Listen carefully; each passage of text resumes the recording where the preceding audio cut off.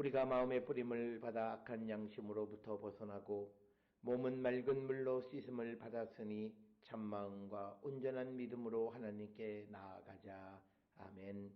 전능하사 천지를 만드신 하나님 아버지를 내가 믿사오며 그 외아들 우리 주 예수 그리스도를 믿사오니 이는 성령으로 잉태하사 동정녀 마리아에게 나시고 본디오 빌라도에게 고난을 받으사 십자가에 못 박혀 죽으시고 장사한 지 사흘 만에 죽은 자 가운데서 다시 살아나시며 하늘에 오르사 전능하신 하나님 우편에 앉아 계시다가 저리로서 산자와 죽은 자를 심판하러 오시리라.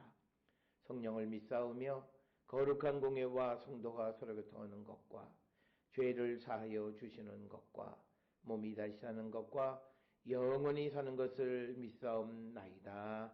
아멘.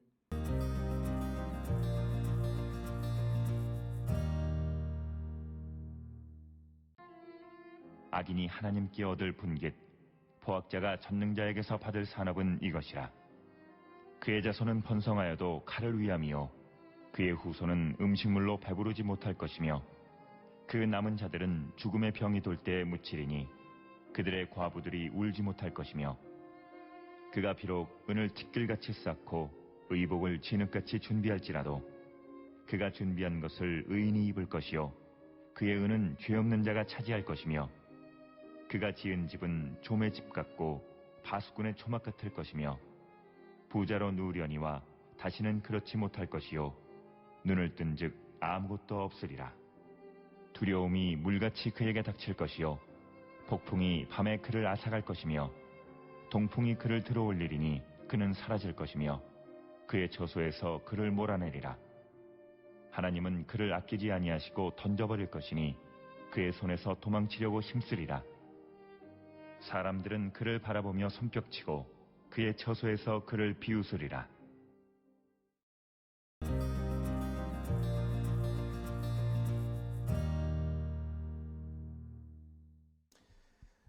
오늘 우리가 함께 읽은 욥기 27장 13절에서 23절에 있는 말씀은 욥기 27장 6절에서 12절에 이제 보편적으로 악에 대한 하나님의 심판, 보응을 기록하고 있는 것이 연속되어진 부분이 13절로부터 23절이 되겠고, 그래서 13절로부터 23절까지에서는 그 악인에 대한 하나님의 심판을 구체화시킨 것이 되겠고, 여기에는 전형적인 인과응보의 사고가 반영이 되어 있는 그런 말씀이 되겠습니다. 오늘 주시는 13절에 보면 악인이 하나님께 얻을 분깃, 포악자가 전능자에게서 받을 산업은 이것이다. 그래서 악한 이가 하나님께로부터, 포악자가 전능자에게서 받을 것이 무엇이냐? 우리가 이스라엘 백성들은 하나님께로부터 분깃을 받는 거죠. 산업을 받는 거예요. 그렇다면 악한 자에게 주시는 분깃과 산업은 무엇이냐? 14절에 그의 자손은 번성하여도 칼을 위함이요 그의 후손은 음식물로 배부르지 못할 것이다. 그래서 보편적으로 악인에게 임하는 하나님의 보응을 기록하고 있는데, 인과응보적으로 그들이 번성해서 재산을 많이 모아도 이것은 전쟁을 위한 것이다. 결국은 그 재물이 전쟁 때문에 생명을 잃게 한다라고 하는 것을 말하고, 또 후손들은 음식을 먹기는 하지만 배부르지 못할 것이다. 이렇게 말씀하고 있고, 15절에 그 남은 자들은 죽음의 병이 돌 때에 묻히리니 그들의 과부들이 울지 못할 것이다. 그래서 이 남은 자들은 그들이 또 생명을 유지하고 번성하게 되는 것이 아니라 오히려 전염병으로 말미암아 죽게 될 것이고, 그들의 과부들이 죽음을 슬퍼하지도 못하게 되는 그런 극한 상황이 연출되어질 것이다 라고 하는 것입니다. 그래서 악한 자들에 대한 하나님의 보편적인 보응이 어떤 것인가를 분명히 기록하고 있고, 그리고 16절에 그가 비록 은을 티끌같이 쌓고 의복을 진흙같이 준비할지라도 그가 준비한 것을 의인이 입을 것이요 그의 은은 죄 없는 자가 차지할 것이다. 그래서 악인이 은을 아주 많이 쌓고 의복을 또 쌓아둔다고 해도 그것을 결국은 의인들과 그리고 죄가 없는 사람들이 차지하게 될 것이다 라고 하는 겁니다. 따라서 오늘 주시는 이 본문의 말씀을 통해서 우리는 세상을 살아가면서 악한 자들이 잘 되어지는 것에 부러워하지 말고, 그것은 결국은 그들이 자기를 위해서 쓸 것 같은데 그렇게 쓰지 못할 것이다 라고 하는 것이 성경의 생각이고, 그래서 우리가 하나님이 주신 것으로 기뻐하고 즐거워하는 자가 되어질 때 그 받은 것을 누리며 살아가는 자가 될 수 있음을 우리에게 가르쳐 주시는 그런 말씀입니다. 우리가 악하게 무엇을 준비할지라도 그것을 누리지 못한다면 그것이 무슨 기쁨이 되겠습니까?